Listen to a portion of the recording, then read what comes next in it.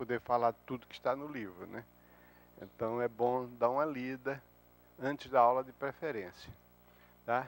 Nós temos a satisfação de acolher aqui no grupo o professor Luiz Henrique Figueiredo, que vai dar aula depois da manhã, né? E ele é professor do IMPA e vai ingressar aqui, é o nosso caçula, né? É o nosso estreante. Nós vamos fazer uns trotes com ele, mas ele aguenta firme, ele tem espírito esportivo. Bom, Paulo César, está na sua hora. Seja... Vou falar com vocês aí, legal.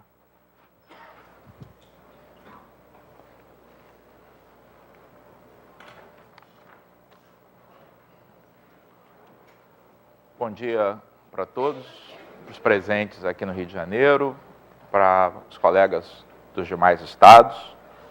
É um prazer estar aqui com vocês para mais uma realização deste curso. Eu sei que vários de vocês são veteranos, mas para aqueles que estão participando pela primeira vez, talvez valha a pena só falar um momentinho sobre como é que funciona, tá, aqui o curso. Então, o Wagner, que é o escrevedor e desenhador oficial do quadro, como as pessoas que já fizeram o curso de outras vezes já sabem, já deixou aqui o nosso horário diário, né? Então, nós trabalhamos aqui na parte da manhã, de 9 às 10h15, depois de 10h45 ao meio-dia, com aulas convencionais, né, aulas expositivas, que são dadas aqui no Rio, transmitidas aí para os demais estados, tá? Mas uma parte muito importante, talvez a mais importante do programa, é o que acontece na parte da tarde, tá? Em que as pessoas se reúnem em grupos, nesses grupos vão trabalhar em cima de tarefas, tá? Que nós preparamos aí para vocês, discutindo esses problemas nos grupos, e depois, no final, nós temos uma sessão de discussão em que os grupos vão apresentar o resultado aí do seu trabalho, tá? E essa apresentação é um momento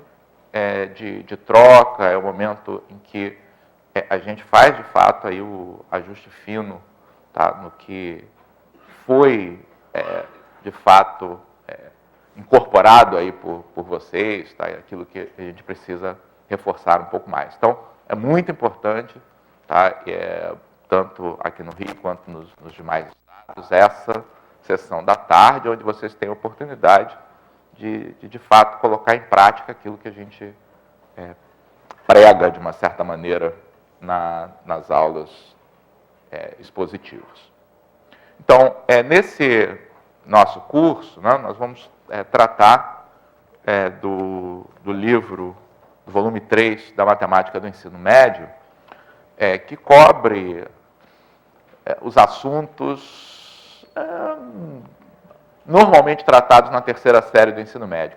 No livro da primeira série, da segunda série, isso é mais específico, tá? Mas na terceira série, esses assuntos basicamente são da terceira série do ensino médio, mas dependendo aí da escola, pode ser um pouco diferente aí do programa. Então, a gente vai trabalhar com geometria analítica, tá? No plano e no espaço. Vamos trabalhar com sistemas lineares, números complexos e polinômios, tá? Então, eu vou começar agora, na verdade, as aulas de hoje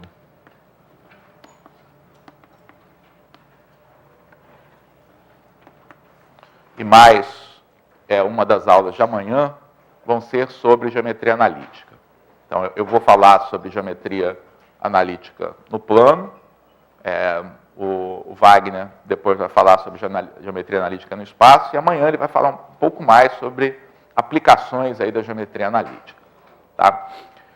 E a razão para a gente colocar uma aula específica, tá, a respeito da geometria, das aplicações da geometria analítica, é porque, às vezes, tá, ao ensinar geometria analítica, a gente esquece das razões pelas quais ela foi inventada. Tá? Tipicamente, nos livros didáticos, no trabalho que é feito, em geral, em sala de aula, a geometria analítica é como uma coisa encapsulada nela mesma. Tá? É uma matéria que a gente ensina aos alunos para que eles possam resolver problemas de geometria analítica. Tá? Os problemas são enunciados com a linguagem da geometria analítica. Dado uma reta de equação tal, dado uma circunferência de equação tal, encontre o ponto de interseção. Tá? Tudo na linguagem da geometria analítica. Tá? A gente, ao começar, tá? Quero frisar que geometria analítica não é isso. Tá? Então, nas aulas de hoje, tá? Eu e o Wagner vamos falar sobre as técnicas básicas, tá? Mas a parte mais importante de tudo isso vai ser na aula de amanhã, tá? Em que vocês vão ter a oportunidade, né, de discutir, tá, formas em que a geometria analítica sai de si própria, tá, e é utilizada, tá, para resolver problemas que não são enunciados usando a linguagem da geometria analítica. Que você tenha que escolher usar essa linguagem por conveniência, por você achar que é a maneira mais fácil aí de resolver. Então, isso é muito importante, tá? Porque a motivação, tá, para invenção da geometria analítica é estabelecer, tá, uma correspondência, tá, entre formas, tá, que é algo que fica no domínio da geometria, tá, com números. Tá? Essa correspondência, claro, ela existiu, tá, desde os primórdios aí da matemática. Então, quando se fala no início lá da geometria, tá, então uma das coisas que a gente faz com as formas é medir essas formas, tá, e ao medir essas formas você usa números. Tá? A geometria analítica, ela leva, tá, essa correspondência, tá, entre números e forma um passo além, tá, porque ela passa a permitir, tá, você fazer uma descrição das formas, tá, por um conjunto de números, tá, e vice-versa. Tá, dado um conjunto de números, um conjunto de pares ou ternos ordenados de números, descrevê-los, tá, por meio de formas. Tá? Então, essa história toda, né, começa através da ideia de um eixo de coordenadas. Tá? Então, um eixo de coordenadas é o mecanismo pelo qual a gente faz essa correspondência no caso mais simples possível, tá? Que é o caso da geometria unidimensional. A geometria em que a gente está limitado a uma única reta. Tá? Então, se eu tenho uma reta, então a gente fala muito em geometria plana, em que o nosso universo é o plano, em geometria espacial, em que o nosso universo é o espaço tridimensional. Então, o caso mais simples desses dois é da geometria da reta, tá? Em que o nosso universo é uma única reta. Tá? Para transformar essa reta em um eixo, tá, eu tenho que fazer eu tenho que estabelecer duas informações adicionais aqui sobre essa reta. Tá? Eu tenho que escolher, que informações adicionais eu tenho que escolher aqui sobre a reta? O meu objetivo é criar uma correspondência, tá, bionívoca entre essa reta e os números reais. Então, para fazer isso, alguém falou aí, origem. Então, eu tenho que escolher aqui um ponto O, tá, que começa com O e vai corresponder ao número 0, né, que a gente escreve quase da mesma forma. Tá? Que mais? Uma orientação ou um sentido de percurso. Tá? Então, isso significa determinar qual das duas semi-retas determinadas por esse ponto vai corresponder aos números positivos, qual vai corresponder aos números negativos. Tá? Em geral, a gente tem uma certa preferência por desenhar, tá, esse eixo na horizontal, tá? E tem uma certa preferência por fazer com que a parte da direita corresponda aos números positivos, mas isso é só um hábito, tá? Não tem nada assim de ferro e fogo que deva ser feito dessa forma. Em geral também, a gente indica essa escolha aqui do lado positivo e do lado negativo da reta, colocando uma seta aqui no desenho. Tá? Um comentário. Tá? Hoje em dia, a gente vê muitas vezes, tá, quando nos livros, ao se representar a reta real, tá, essa convenção de colocar seta dos dois lados. Tá? Então, isso vem desde o ensino fundamental, e o propósito disso é indicar que isso não é um segmento, que é uma reta infinita, que se prolonga para os dois lados. Eu acho essa convenção muito ruim. Tá? A setinha que tradicionalmente se coloca aqui é para indicar o sentido de percurso. Tá? Então, colocar a seta dos dois lados é algo que causa confusão, na minha opinião, é um mau hábito. Fecha parênteses, voltemos aqui. Falta alguma coisa? Às vezes a gente fala que a gente deve fixar também, tá, uma unidade. Mas no fundo, tá, se você está fazendo geometria, está fazendo isso aqui para fazer geometria plana, a geometria plana já embute aqui, tá, um conceito de distância. Tá? Então, a unidade é a unidade da geometria plana.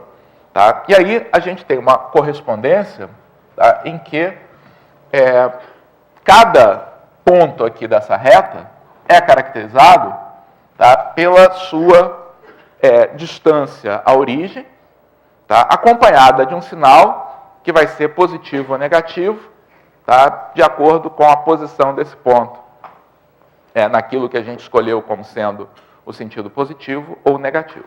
Tá? Então, a partir do momento em que a gente estabeleceu esse eixo, nós temos um mecanismo, tá, para descrever pontos sobre a reta, tá, através de números.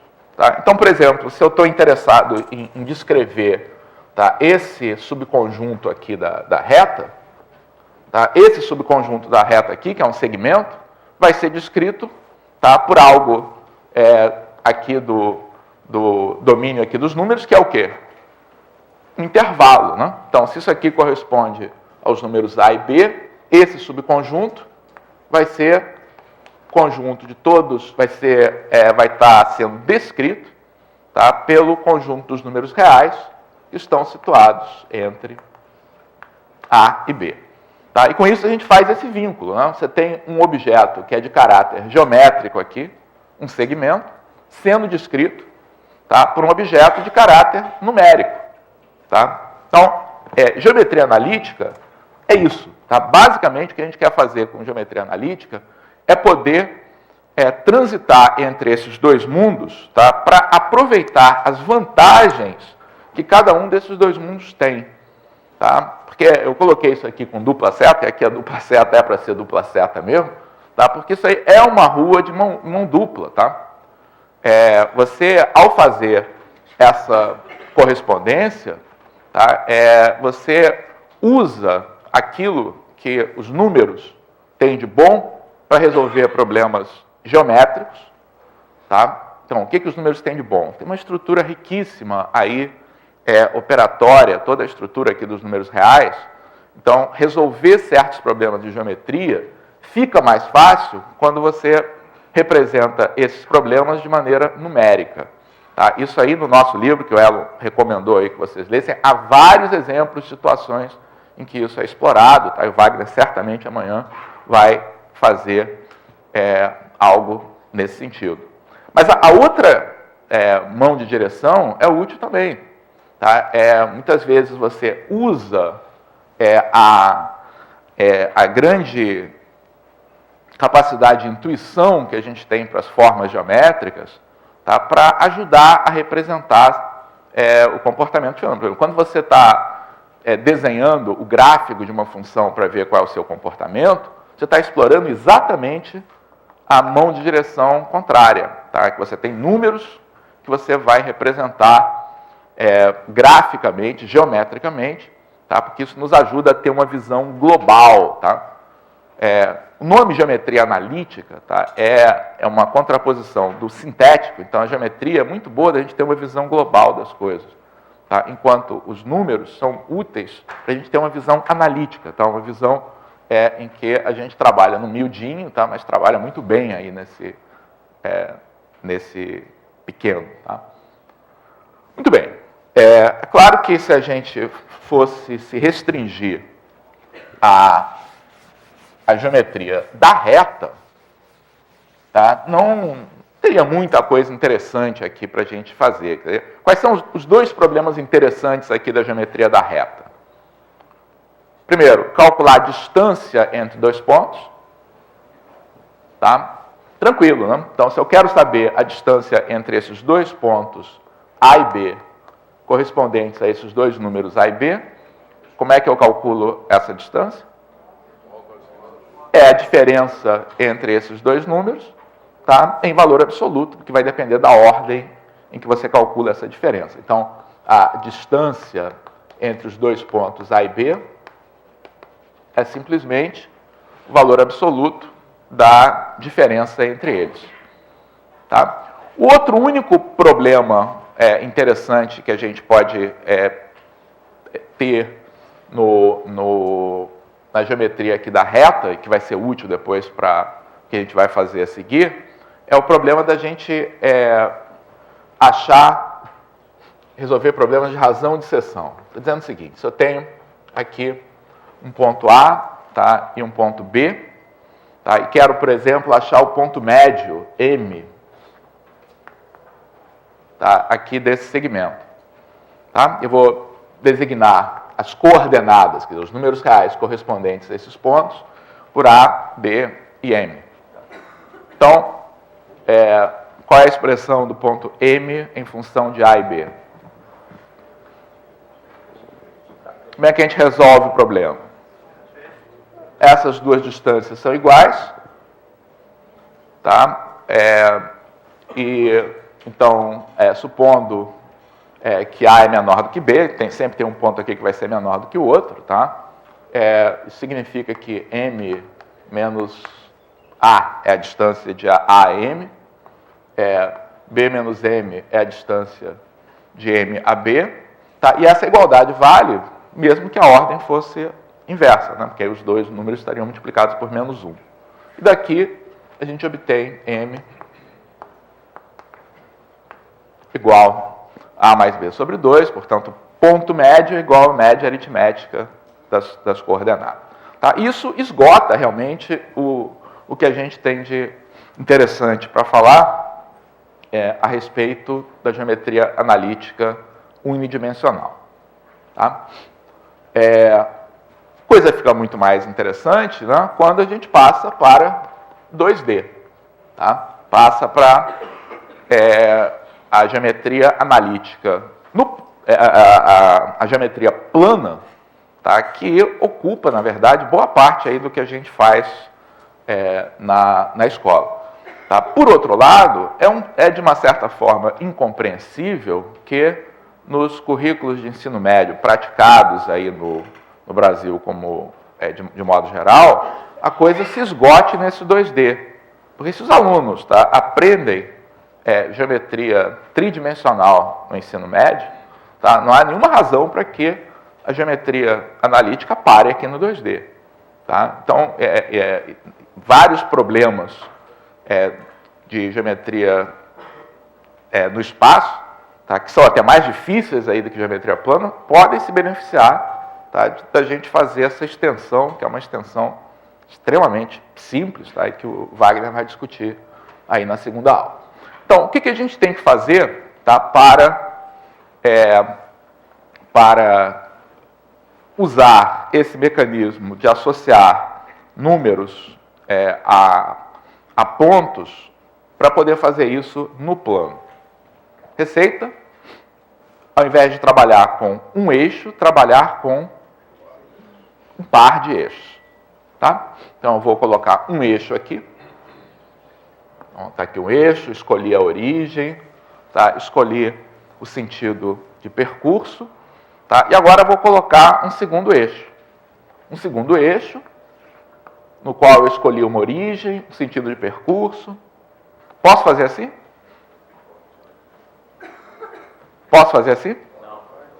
Posso, tá? Então, do ponto de vista de eu fazer uma correspondência entre formas e números, tá? Eu aqui tenho um mecanismo de fazer isso. Né? Dado um ponto aqui, tá? Normalmente o que a gente faz, tá? Através de paralelas, tá? Eu posso determinar um ponto aqui sobre cada um dos eixos, tá? E associar coordenadas a cada ponto do plano. Tá? Posso fazer isso, tá? Mas não devo fazer isso.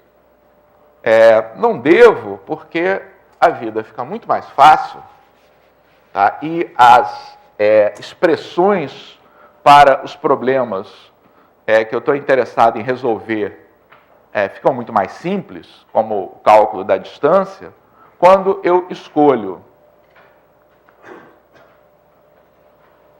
eixos que sejam mutuamente perpendiculares. Tá? Então, também, por uma questão de tradição, em geral, a gente escolhe esses eixos, tá? Com esse tipo de orientação, né? De que esse ângulo aí que leva a semirreta correspondente ao eixo positivo, tá? No eixo negativo, do x aqui para o y, tá? Tem um sentido, que é o sentido contrário aos ponteiros do relógio, que também é uma convenção, tá? Os relógios podiam muito bem rodar no sentido contrário, tá? Essa também é uma convenção. Enfim. E aí, eu poderia, e às vezes a gente faz isso, tá? Às vezes a gente escolhe origens diferentes aqui para os dois eixos. Muitas vezes, quando a gente está representando o gráfico de uma função, etc., não é interessante você escolher a mesma origem para os eixos, tá? Mas, na geometria analítica, a gente facilita a vida e diminui aqui o número de convenções, especificando, tá, que os dois eixos que são escolhidos de maneira que sejam perpendiculares um ao outro, compartilhem, tá, essa origem comum. Tá? É uma conveniência, tá? Não é uma necessidade absoluta. Tá? E aí, dado um ponto P do plano, a ele vai corresponder, tá? Não um número real, como era no caso da reta, mas um par de números reais. Tá? Então, você pode pensar que esses números reais são obtidos por paralelismo ou perpendicularismo. É indiferente, que dá no mesmo aqui nesse caso. Tá? Então, você pode pensar que esses pontos são as projeções ortogonais sobre cada um desses eixos. Você pode pensar também que o que você está fazendo é traçar uma paralela, tá, ao outro eixo aqui por esse ponto. Indiferente.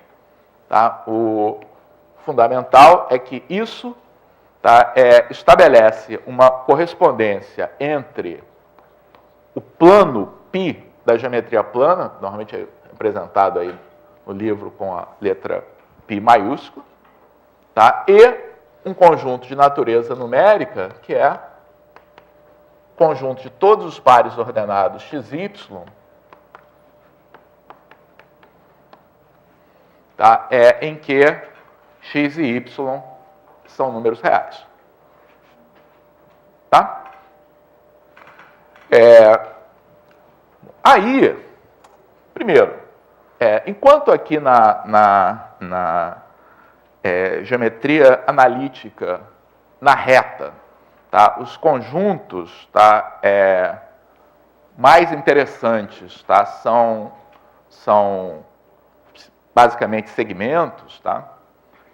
Na geometria analítica do plano, tá, a gente vai ter conjuntos, tá, muito mais divertidos aqui, porque a gente vai querer, tá, descrever. Então, por exemplo, eu posso estar interessado em descrever, tá, uma figura como essa. Tá? Pode ser que essa figura seja caracterizada geometricamente como sendo uma parábola. Tá? Aqui não estou dizendo que é uma parábola, uma curva aqui desse tipo. Tá? Então, se eu chamar esse conjunto aqui de pontos do plano aqui de C, na hora de eu representar esse conjunto de pontos, tá, eu vou ter uma descrição para ele, tá, numérica. Tá? Conjuntos interessantes aqui do plano, tá, não vão ser conjuntos que a gente possa simplesmente enumerar os elementos. Tá? Então, tipicamente, um conjunto como esse vai ser representado dessa forma aqui, né? Conjunto dos pares xy, tais que, bom, aqui vem uma condição que descreva, tá, os elementos desse conjunto. Tá? Essa condição aqui que descreve os elementos do conjunto é o que normalmente a gente chama de equação aqui dessa figura. Tá? Isso é algo, tá, que eu recomendo a vocês, quando estiverem ensinando isso aí para os seus alunos, parar um instantinho, tá, para fazer exercícios simples, onde antes mesmo de você estudar as diversas figuras, tá, reta, circunferência e tudo, que fixem essa ideia de que quando você está fornecendo a equação de uma figura, você está fornecendo uma condição para que cada ponto pertença ou não a essa figura. Então, por exemplo, se você fornecer essa equação, tá, você sem saber o que essa equação significa, você pode ver se um ponto pertence ou não pertence a essa equação, tá, e coisas desse tipo. Tá? Uma coisa que eu queria chamar a atenção é que a gente fala muitas vezes aí da equação dessa figura e talvez não pare para pensar que, na verdade, nessa tal de equação, há várias formas diferentes de você representar essa equação. Tá? Então, a forma mais usual, tá, para você representar a equação de uma figura, representar algo desse tipo aqui. Tá? Então, quando você representa, não estou dizendo que isso seja a equação daquilo ali, não, por favor, não é. Todo mundo sabe que isso aqui é a equação de... se for alguma coisa, não for vazia, circunferência, no caso, certamente é uma circunferência. Tá? Mas o que eu quero dizer é que, quando você representa uma equação nessa forma, tá? Tem três formas aqui que essa equação normalmente aparece na geometria analítica. Tá? Quando você faz isso aqui, você está representando nessa forma aqui. Ó. No fundo, o que você está dizendo, o que você está fornecendo aqui, é uma expressão nas variáveis x e y, tá? Que é a expressão que define uma função nas duas variáveis x e y. Tá? Então, a rigor, quando você representa algo desse tipo, o que você está fornecendo é uma caracterização desse conjunto de pontos, tá, como que a gente chama uma curva de nível de uma função a duas variáveis. O livro esclarece, tá, que é isso que a gente está fazendo, tá, quando representa uma curva, tá, ou uma figura do plano através da sua chamada equação cartesiana. Tá? A equação cartesiana aí do livro didático nada mais é do que escrever, tá, esse conjunto de pontos, tá, como soluções de uma equação desse tipo, f de xy igual a zero. Tá? Essa é a forma mais comum, tá, que a gente está mais acostumado a utilizar para representar a equação de uma figura. Tá? Mas não é a única não, tá? Às vezes, tá, a maneira mais simples, tá, mais adequada para você representar essa figura que está aqui, tá, é não estabelecendo uma relação entre x e y, e sim dizendo como é que x e y se expressam em termos de uma outra variável mais simples. Tá? Estou dizendo que muitas vezes a gente opta por ter uma equação desse tipo aqui. Ó.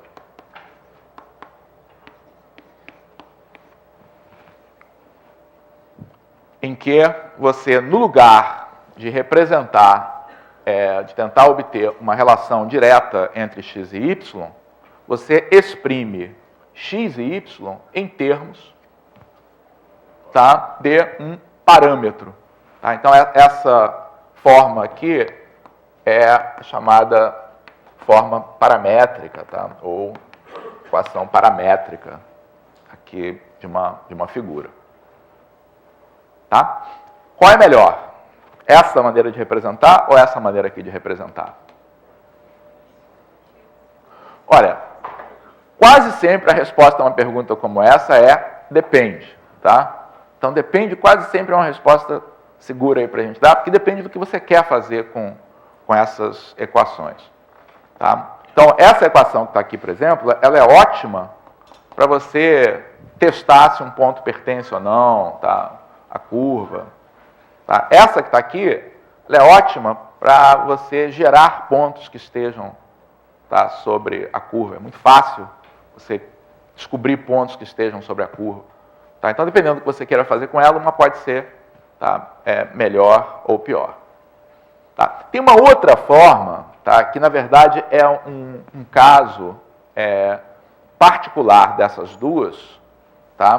Porque dessa terceira forma você pode ir para cada uma dessas outras, que é quando você consegue... Então, isso aqui não é para qualquer curva, não. Tá? Por exemplo, aqui eu não poderia fazer isso. Tá? Mas, muitas vezes, tá, e essa é uma representação conveniente também, é quando você consegue exprimir uma das duas variáveis, tá? Pode ser x ou y, tanto faz, como uma função da outra. Tá? Então, todas essas formas aqui a gente utiliza, tá? E um caso em que a gente tem essas três formas aqui coexistindo é no caso da reta, tá? Que a gente vai ver daqui a pouquinho. Tá? Para uma reta, a gente consegue ter equações desses três tipos aqui. Tá? Para certas curvas, é mais conveniente a gente usar uma equação desse tipo. Tá? Para outras, é mais conveniente usar essa aqui. Tá? Para algumas, essa aqui vai existir ou não. Tá? Mas essas três formas aqui da gente escrever essa condição, tá, vão aparecer. Tá? Em todos os casos, o que a gente está fazendo é representando um subconjunto do plano, tá, de natureza geométrica, tá, por um conjunto caracterizado numericamente, tá, como uma relação expressa algebricamente, muitas vezes, tá, entre as coordenadas. Ok? Muito bem.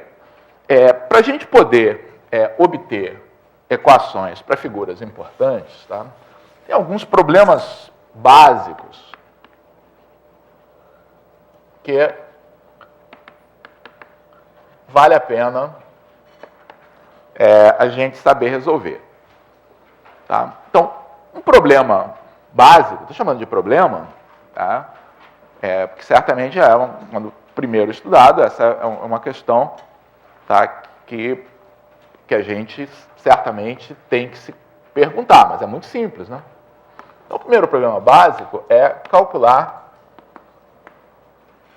a distância entre dois pontos.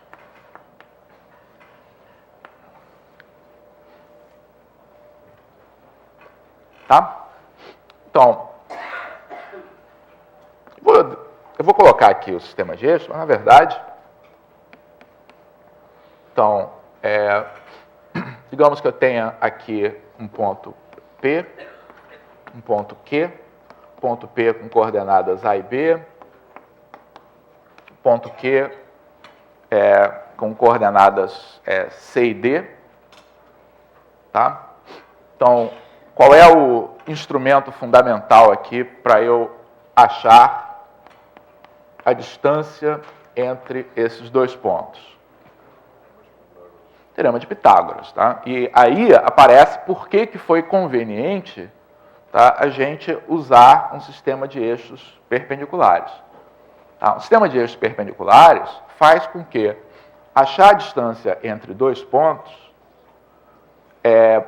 se reduza facilmente, tá, ao problema que a gente já resolveu aqui na reta, tá, em que a distância é simplesmente o valor absoluto aqui da diferença, tá, mais o teorema de Pitágoras. Então, qual é a ideia? A ideia é que você, para calcular essa distância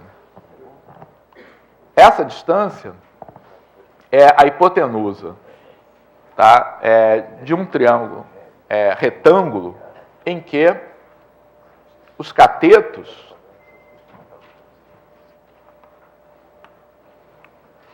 são as projeções do segmento, tá, em cada um dos eixos. Tá? Então, eu conheço esse segmento, tá, porque já resolvi esse problema lá na reta. Tá? Sobre esse eixo, trata-se de calcular a distância entre os pontos de coordenadas A e C. Sobre esse eixo, trata-se de calcular a distância, tá, entre os pontos de coordenadas B e D. Então, qual é a distância entre os pontos de coordenadas A e C? A rigor, é C menos A em valor absoluto. Tá? Eu vou usar o teorema de Pitágoras. Né? Então, vai ser essa distância ao quadrado, vai ser igual a essa distância, que é o valor absoluto de C menos A ao quadrado, mais o quadrado dessa distância, que é igual a essa que está aqui, que é D menos B em valor absoluto ao quadrado. Como eu estou elevando ao quadrado, né, eu posso arredondar isso aqui, certo?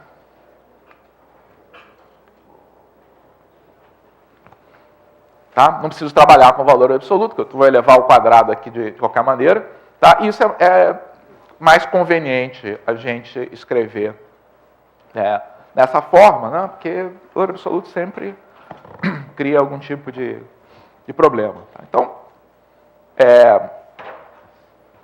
na verdade, o que essa fórmula está dizendo é que isso que está aqui é o ΔX ao quadrado mais ΔY ao quadrado. Quer dizer, o quadrado da distância é a soma dos quadrados dos deslocamentos que eu tenho para ir de um ponto ao outro no eixo horizontal e no eixo vertical.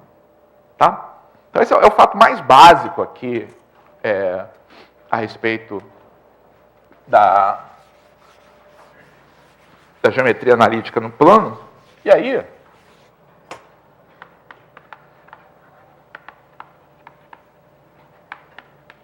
uma aplicação imediata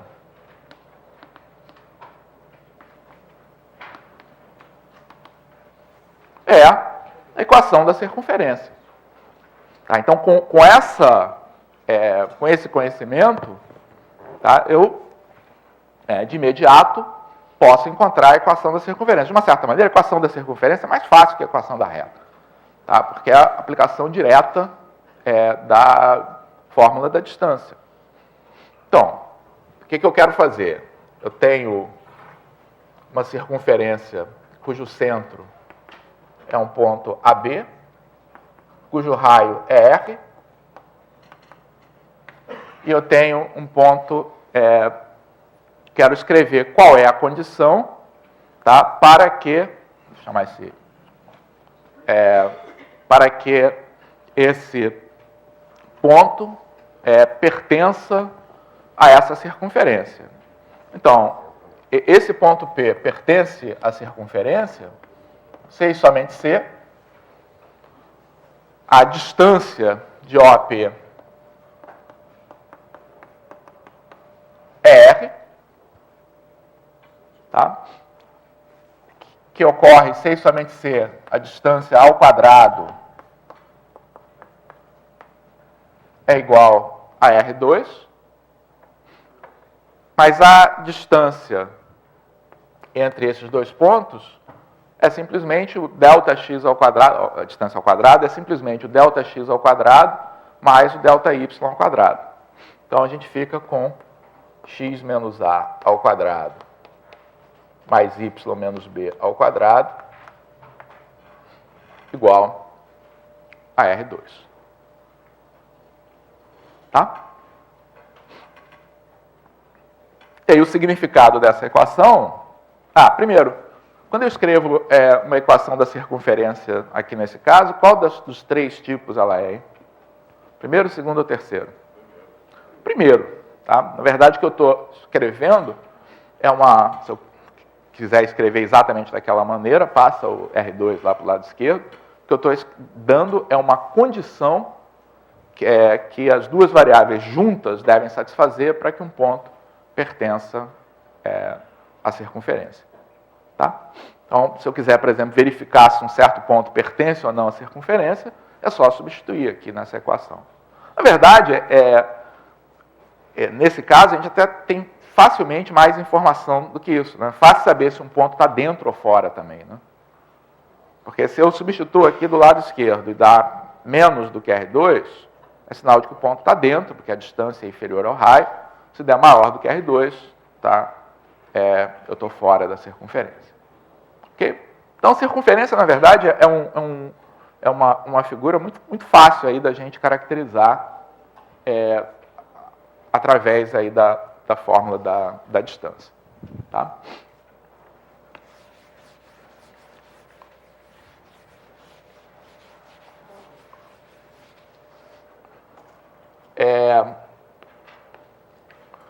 O segundo problema aí que é interessante a gente resolver, né, e aparece, tá, aí muitas vezes, né,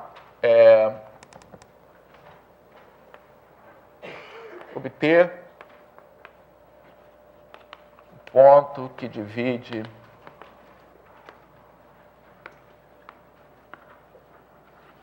um segmento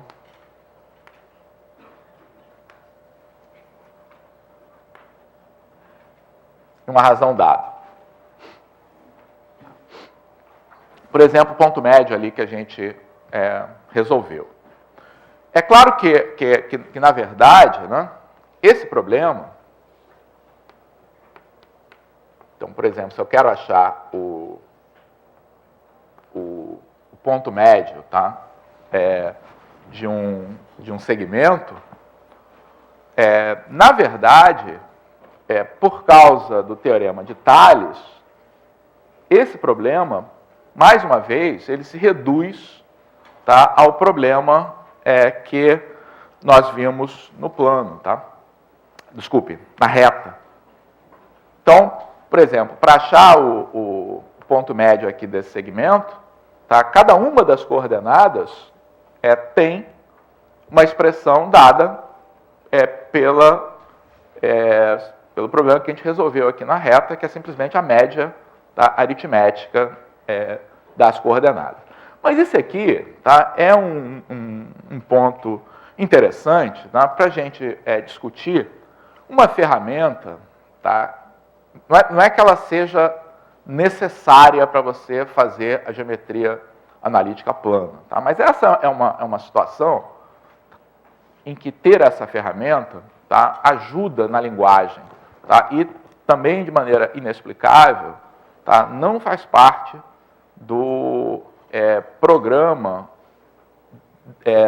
do ensino médio de quase todos os estados do Brasil, tá? Que a linguagem, a notação, o conceito de vetor.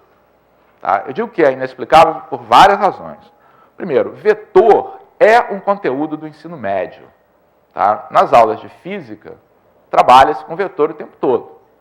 Tá? Então, trata-se de um conceito que é matemático, então, vetor é uma ideia matemática, uma ideia de base geométrica, que se na sua origem, que faz parte, cobrada dos alunos no ensino médio, mas em física. Tá? Segundo, é uma ideia que sobrevive quando o aluno vai para o ensino superior. A ideia de vetor é fundamental em todas as áreas de aplicação da matemática. É certo, tá, que qualquer curso mais avançado aí de matemática vai se falar em vetor. Tá? Terceiro, é útil, facilita a linguagem da geometria analítica. No plano, está aí no espaço mais ainda, tá? Porque vai aumentando o número de coordenadas, você trabalhar com cada coordenada, tá, faz a linguagem ficar mais pesada desnecessariamente. Tá? Quarto, é uma coisa extremamente simples, tá, de explicar qual é essa ideia. Tá? Então, uma maneira, tá, da gente exprimir a solução desse problema de uma forma bastante confortável, tá, é usando essa terminologia, tá, dos vetores. Então, qual é a ideia básica? Tá? A ideia básica aqui quase que um parênteses, tá? Tem uma seção aí no livro sobre vetores que eu recomendo a todos que leiam aí atentamente, principalmente o pessoal dos estados onde isso normalmente não faz parte aí do programa. Então, qual é a ideia básica? Tá? Então, a palavra vetor, tá, vem aí do italiano, quer dizer um transportador. Tá? Então, a ideia aqui de vetor é o seguinte: você pega dois segmentos, como esses que estão aqui. Então, estou desenhando aqui dois segmentos orientados. Tá? Então, um segmento orientado nada mais é do que um segmento comum, tá, em que eu faço uma distinção entre os extremos. Tá? Batizo um dos extremos de origem e o outro de extremidade. Tá? Então, aqui eu tenho dois segmentos orientados. Esses dois segmentos orientados aqui que eu desenhei são o que a gente chama de segmentos orientados equipolentes.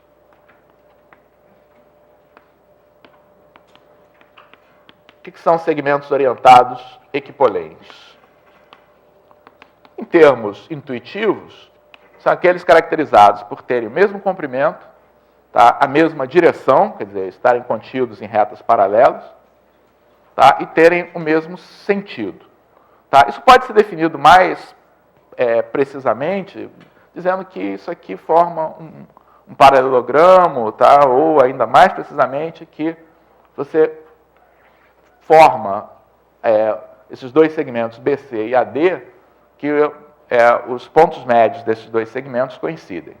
Tá? Enfim, mas basta a gente pensar nessa ideia bastante intuitiva, tá, de segmentos orientados de mesma direção, mesmo sentido, tá, e mesmo comprimento.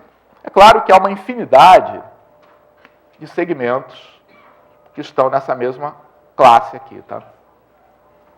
Tá. Essa classe desses segmentos, tá, que é o vetor. Tá? Então, o vetor intuitivamente, a característica comum, tá, de todos os segmentos que tenham mesmo comprimento, ou módulo, na linguagem lá da física, mesma direção, tá, e mesmo sentido. Tá? Então, a esse conjunto desses segmentos, eu uso essa notação aqui para representar. Tá? Note uma coisa, o segmento AB e o segmento CD, segmentos orientados AB e CD, são distintos, tá? São dois segmentos diferentes, porque eles têm conjuntos de pontos diferentes. Mas os vetores associados a esses dois segmentos, tá, são o mesmo vetor. Tá?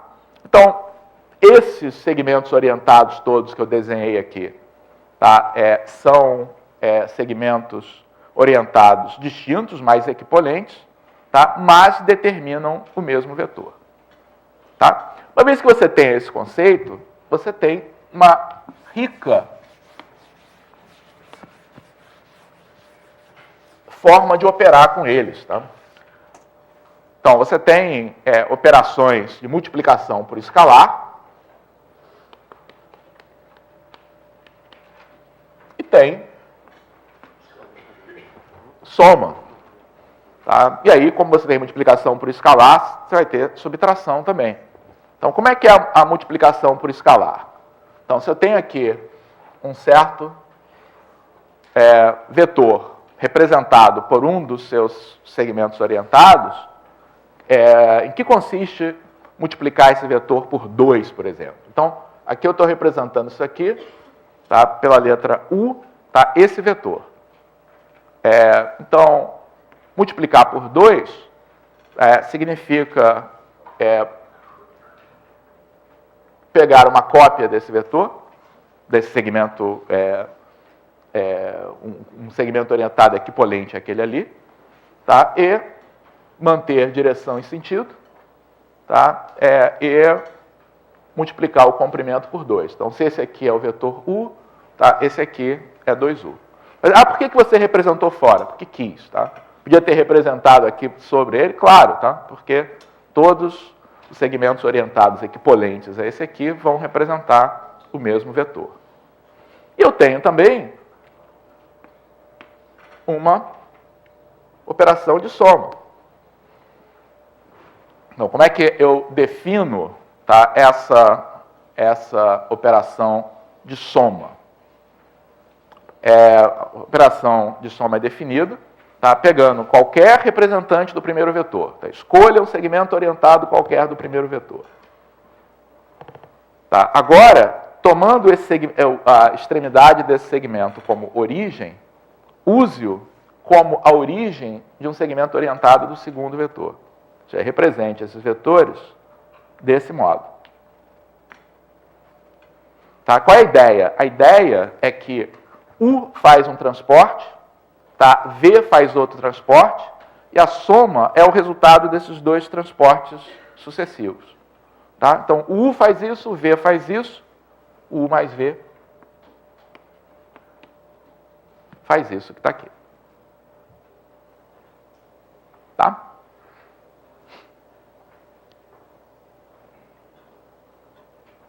Bom, isso, os nossos alunos aí do ensino médio sabem essas coisas, tá? Aprendem isso nas aulas de física, tá? Operações com vetores. O que os nossos alunos do ensino médio normalmente não sabem, tá, é que esse processo, tá, pode ser colocado no contexto da geometria analítica. Tá? Então, como é que a gente coloca isso aqui no contexto da geometria analítica? Coloca o sistema de coordenadas. Tá? Oi? Não seria útil acrescentar o interno? O Wagner vai falar disso amanhã, provavelmente. Produto interno, ele perguntou. Para calcular ângulo. Não, mas é diferente. É uma operação de uma natureza, tá, diferente dessas que estão aqui. Porque eu quero fazer agora, por enquanto, vamos falar somente na estrutura fundamental aqui da... Mas a ideia para levar isso aqui para a geometria analítica é considerar um sistema de coordenadas. Tá? Quando eu considero um sistema de coordenadas, tá? Vetores, tá, passam a ser representados naturalmente por um par ordenado também. Tá? Então, eu tenho aqui o ΔX e o ΔY, tá? As chamadas componentes aí do vetor, são uma forma numérica natural, tá, de eu representar esses vetores através de coordenadas. Tá? E o que acontece, por exemplo, quando eu somo dois vetores? O que acontece com as coordenadas desses vetores quando eu faço uma soma como essa? As coordenadas desses vetores vão se somar. Tá? Então, quando eu faço... me concentro em um eixo de cada vez. Qual é o efeito de eu aplicar o vetor U? Fazer com que a abscissa aumente do ΔX desse vetor. Tá? Qual é o efeito agora de eu aplicar V? Fazer com que a abscissa aumente, ou diminua, né, se esse ΔY for negativo, se o ΔX for negativo, do ΔX desse vetor. Tá? Então, essas operações que estão aqui, tá, se traduzem naturalmente de maneira algébrica. Então, dado um vetor U, tá, esse vetor vai ser representado por um par que eu vou representar por ΔX, ΔY. Tá? A partir do momento que eu faço isso, multiplicar esse vetor por uma constante, tá, equivale a multiplicar cada uma das coordenadas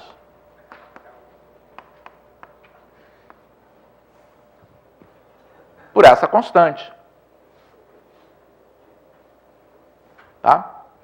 E somar dois vetores,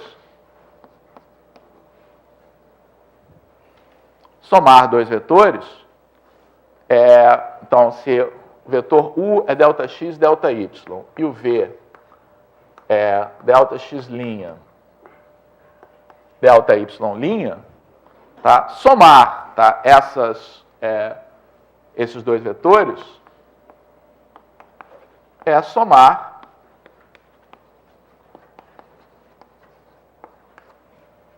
as coordenadas respectivas. Tá? Note que eu estou preferindo, tá, em lugar de usar x e y aqui, tá, chamar ΔX e ΔY. Tá? Por quê? Porque quando você representa um vetor por coordenadas, né, por pares ordenados, esses pares ordenados estão representando um deslocamento, tá, em cada um dos eixos. Então, aí vem a pergunta, se eu escrevo o par ordenado 2, 3, isso aqui representa um ponto ou um vetor? Resposta quase sempre a resposta aí? Depende do contexto, tá? 2, 3 pode representar um ponto, tá? Ou 2, 3 pode representar um vetor. Tá? Tem mais uma coisinha só que eu queria falar antes de voltar aqui ao nosso problema.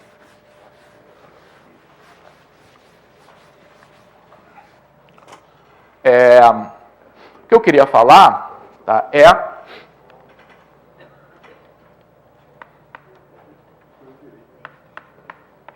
digamos que você conheça as coordenadas do ponto A, tá?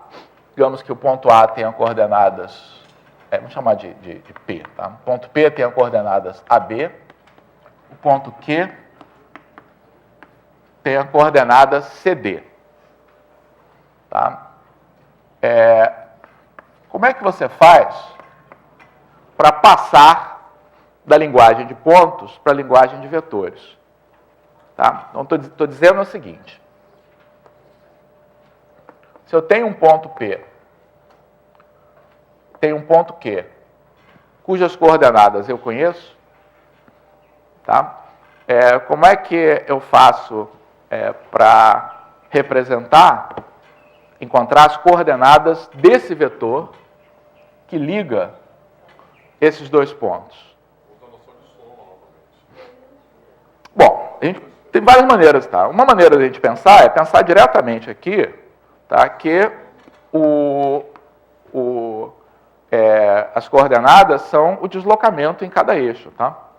Então, esse PQ, tá, é simplesmente no eixo X, é o deslocamento de A para C, que é a diferença C menos A. Tá? No eixo Y, a mesma coisa, vai ser a diferença B menos B. Tá? Agora, facilita muito, tá, a gente escrever isso aqui de maneira sintética como a diferença, tá, Q menos P. Tá? E essa igualdade que está aqui, tá, às vezes causa dificuldade, tá? Porque dá o seguinte nó aqui na nossa cabeça. Tudo bem, falei aqui de vetor, tá? Vetor é algo que tem essa estrutura que a gente pode somar, tá? Pode multiplicar, tá? E aqui você, de repente, está subtraindo pontos, tá? Que história é essa de subtrair pontos? A conta corresponde, de fato, a fazer a subtração das coordenadas, tá? Tá? Mas que história é essa de subtrair pontos? Isso tem uma interpretação, que eu acho que é a que você estava dizendo aqui. Que isso aqui significa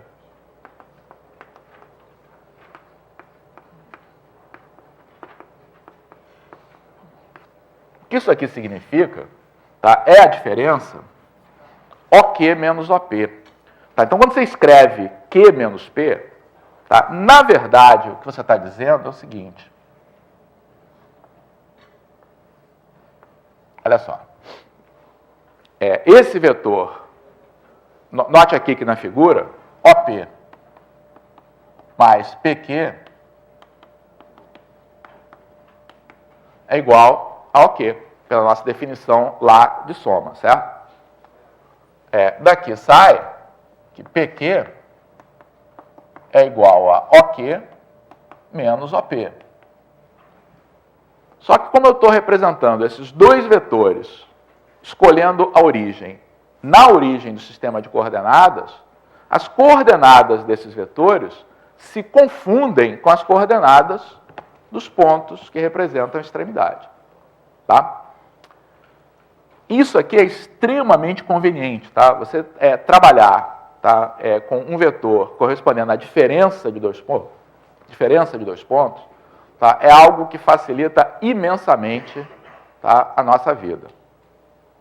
Por exemplo, vamos resolver de novo, tá, o problema aqui do segmentos usando, tá, essa linguagem. Tá? Então, aqui eu tenho o ponto M, que é o ponto médio do segmento AB. Tá? Essas distâncias aqui são iguais. Tá? Isso me permite escrever equações vetoriais, tá, envolvendo esses pontos A, M e B. Quem é que me sugere uma equação vetorial que eu possa escrever, tá, aqui com esses pontos aqui? Tem várias, tá? Uma é AB igual a 2AM. Perfeito. Alguém sugere uma outra equação vetorial que eu pudesse escolher aqui? AM, olha, AM mais MB. O colega falou ali dessa equação. AM mais MB igual a AB. Essa equação está correta e é inútil. Tá? Por que ela é inútil? Porque ela vale sempre. Tá? Dados 3 pontos, A, M e B quaisquer, AM mais MB é sempre igual a B. Tá? Então, isso aqui está certo, tá? Mas não adianta nada porque não está dizendo nada a respeito da situação da figura. Entenderam? Isso é válido sempre. Tá? Então, essa aqui, não, tudo bem, é verdadeira, mas não serve. Mais uma outra. Outra maneira aqui, ninguém está vendo outras formas aqui de escrever? Não, deixa o O, então, não quero, envolvendo A, M, B. O que eu esperava que vocês fossem dizer é algo assim, ó, AM igual MB. Ou MA igual a menos MB. Qualquer uma dessas, tá? Então, vou escolher uma delas e vamos ver como é que, aplicando, tá, uma dessas equações, tá, vou dar a primeira aqui que vocês sugeriram, a gente obtém uma expressão cômoda, tá, para o ponto médio. Tá? Então, porque isso daqui vai me convertendo, então, para a linguagem de pontos, tá? E eu sei, no fundo, que antes de cada ponto aqui tem o Ozinho. Tá? Isso que vai permitir que eu não saiba que isso aqui faz sentido. Tá? Que, na verdade, quando aparece o ponto isolado aqui, na verdade, eu sei que isso quer dizer o vetor OB, mas não precisa colocar. Então, essa equação aqui, ela se transforma em B menos A igual a 2 vezes M menos A. Tá? Daqui, vai dizer, puxa, mas pode multiplicar ponto por 2? lembre-se, não é bem o ponto que está sendo multiplicado, tá? Quem é que está sendo multiplicado por 2? É o vetor OM. Tem um Ozinho aqui antes de cada um desses pontos, mas não precisa escrever, porque nas coordenadas vão ser iguais. Tá? Então, isso aqui vai me dar 2M igual, passando isso para o lado de cá, A mais B. Tá? E, finalmente, M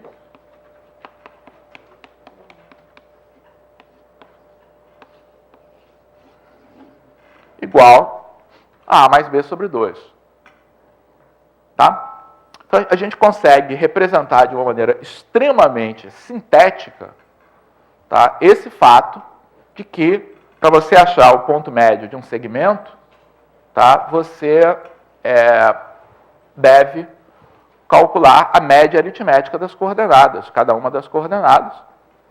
Tá? E volto a dizer, mas faz sentido aí você pegar os pontos, somar, multiplicar por 2? Bem, tem um Ozinho aqui antes de cada ponto. Tá? Então, na verdade, isso quer dizer que o vetor OM é igual ao vetor OA mais OB dividido por 2. Tá? Mas a gente, sabendo disso, não precisa colocar esse O aqui antes de cada coisa. Ok? Precisa de vetor para fazer esse problema? Claro que não, tá? Mas torna a linguagem mais fácil, tá? E muitas vezes, por exemplo, torna mais fácil a linguagem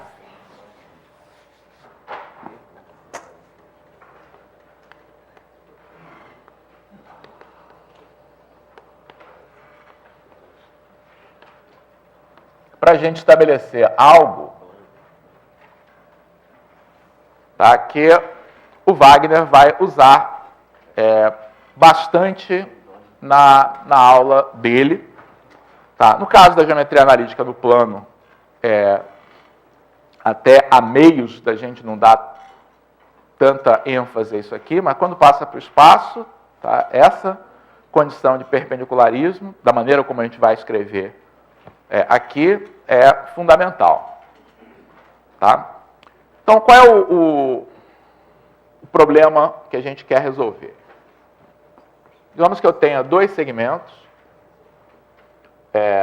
um segmento PQ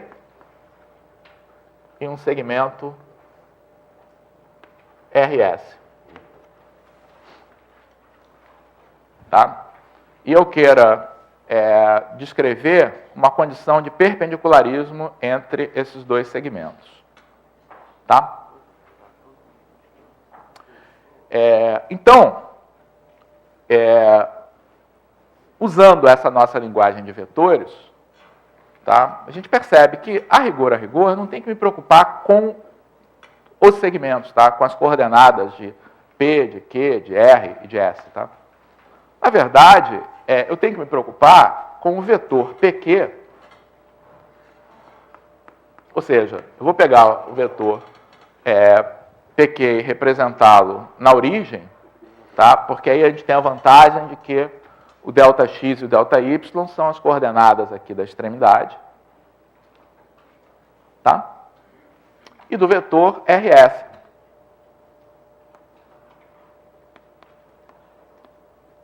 O que eu estou dizendo é o seguinte, vamos supor que o vetor PQ tenha coordenadas, deixa eu usar a notação do livro aqui para facilitar, não sei se o livro chama de AB ou de A'.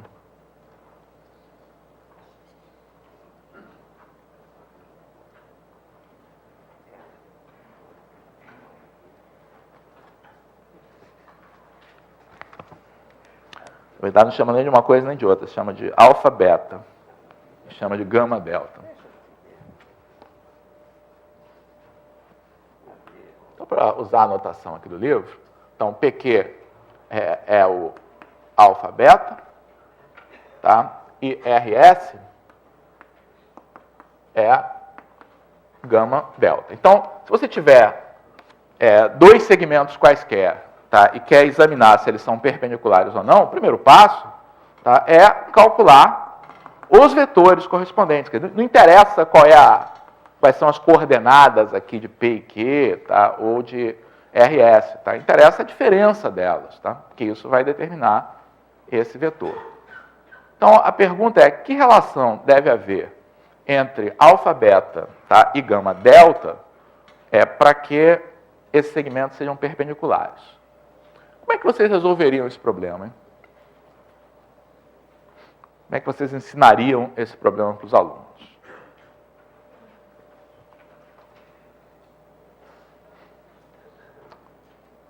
Muita gente, muitos entre vocês, iam resolver esse problema da seguinte forma. Iam achar a equação dessa reta, tá?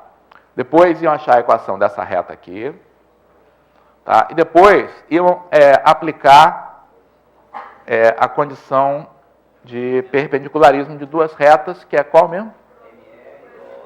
E escrever essas retas na forma y igual a mx mais h, y igual a m'x mais h', e aí iam usar a condição de perpendicularismo, tá? mm' igual a menos 1, certo? Acontece o seguinte, essa condição de perpendicularismo aqui tá correta, tá? Mas ela tem duas grandes desvantagens. Tá? Primeiro, normalmente, a explicação dos livros, tá, se baseia na interpretação do m da reta, tá, como a tangente do ângulo formado aqui com o eixo.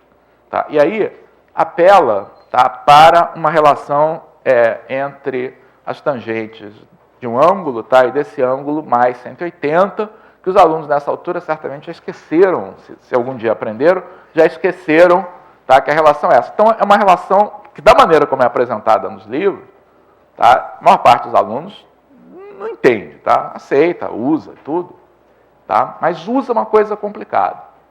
Tá, e o fato é que essa condição de perpendicularismo, tá, pode ser estabelecida de uma outra maneira, que é muito mais elementar, tá, e que tem a virtude, tá, de poder ser utilizada quase sem modificação, como o Wagner vai fazer depois, tá, se você tiver no espaço, por exemplo.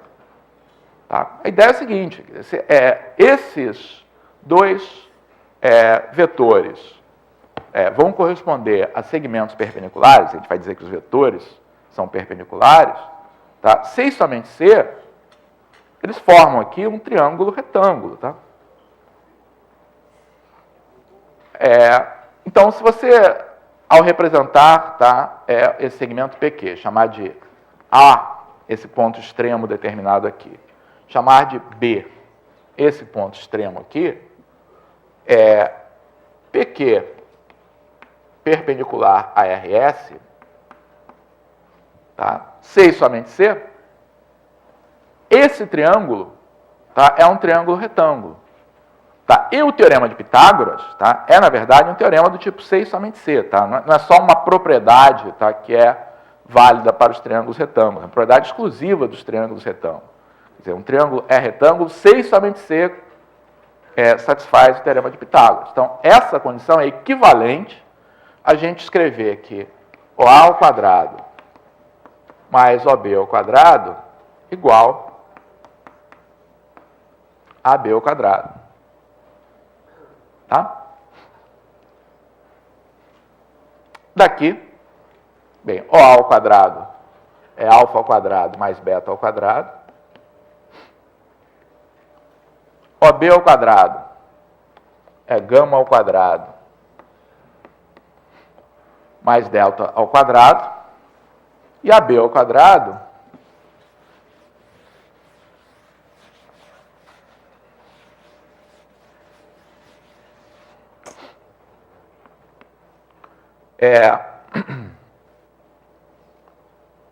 alfa menos gama ao quadrado mais beta menos delta ao quadrado. Tá? Daí, a gente vai ter, então, deixa o primeiro lado lá como está, e aqui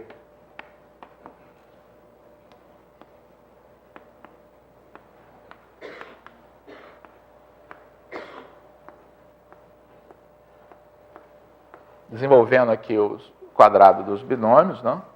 Então, os termos... É delta, você botou gama, é delta aí? É gama. Ah, é delta. Obrigado. Aí. Ainda bem, né? Okay, o delta, o gama, o beta e o alfa. Aqui eu já sabia o que ia acontecer, né? Então, acontece muito em aula, assim, né? Já sabe o que vai acontecer, então entra no piloto automático, assim. Para tudo terminar bem no final, né? Do lado esquerdo. Do lado... eu cortei onde não devia aqui, né? Tá É a pressa. Tá nervoso. Estou nervoso. É a pressa. Então isso aqui descorta. John, depois você faz a edição para descortar isso aqui, que não tinha que cortar. E finalmente o que a gente tem é beta delta mais alfa gama. Não, vou escrever de uma maneira razoável, que é alfa gama mais beta delta igual a zero. Tá? Então, que conta é essa? Produto aqui dessas coordenadas, tá? Produto, tá? Aqui dessas coordenadas, tá? Igual a zero. Alguns de vocês, tá, vão reconhecer que o que a gente está calculando aqui, tá, é o produto interno desses vetores, tá? Então, o que a gente está obtendo é uma condição de perpendicularismo, tá, que é baseada aqui no produto interno, mas notem como é que ela é completamente elementar, né, porque usa somente, tá, o teorema de Pitágoras, tá, para a gente justificar. Tá? Só um último comentário. Tá? É claro que isso aqui é equivalente, tá, à outra solução, né? Porque, bom, a outra solução de fazer pelas inclinações, ou pelos coeficientes angulares, tá, ela não é tão geral, porque ela não funciona se as retas, por exemplo, for horizontais ou verticais, tá? Porque você não vai ter o coeficiente angular de ambas as retas. Tá? Mas no caso geral, o que acontece, tá, é que dá para você calcular quais são as inclinações aqui sem achar as equações. Né? Qual é a inclinação, qual é o m da reta que passa pela origem e passa pelo ponto alfa-beta? É o delta y sobre delta x dessa reta, tá, que é beta sobre alfa. Tá? Da mesma maneira, o m dessa aqui, chamado de m', é delta sobre gama. Certo? Delta y sobre delta x para essa reta. E aí, quando você faz o produto m vezes m', a condição m vezes m' igual a menos 1, significa que beta sobre alfa vezes delta sobre gama igual a menos 1. Portanto, isso é equivalente a alfa gama mais beta delta igual a zero. Felizmente, são coisas equivalentes, tá? Mas, volto a dizer, justificar isso aqui, tá, é frequentemente mal feito, tá? Porque usa mais complicado assim de ser justificado, tem que excluir retas verticais, usa um conhecimento de trigonometria mais complicado, tá? Enquanto você tem aqui uma alternativa para fazer essa conta. Bom, se a gente tivesse mais tempo, tá, a gente ia falar sobre as diversas formas da equação da reta, mas, na verdade, a gente vai fazer isso no espaço, tá? Isso é análogo, tá, ao que seria feito aqui no plano, mas nós tivemos aqui em uma aula, tá, o que aqui no livro tá, corresponde a 66 páginas. Tá? Quase um quarto aqui desse livro é desse capítulo. Tá? Então, certamente eu não cobri tudo. Então, vale muito a recomendação, tá, aí, do Elon para que vocês leiam esse capítulo. Tá? O que eu procurei fazer foi focar nos pontos em que eu achei que podia ter mais novidade, tá, para facilitar a vocês, tá, a leitura aqui do resto. Mas é para ler mesmo. Hein? Bom? Muito bem. Nos vemos aí na quinta-feira.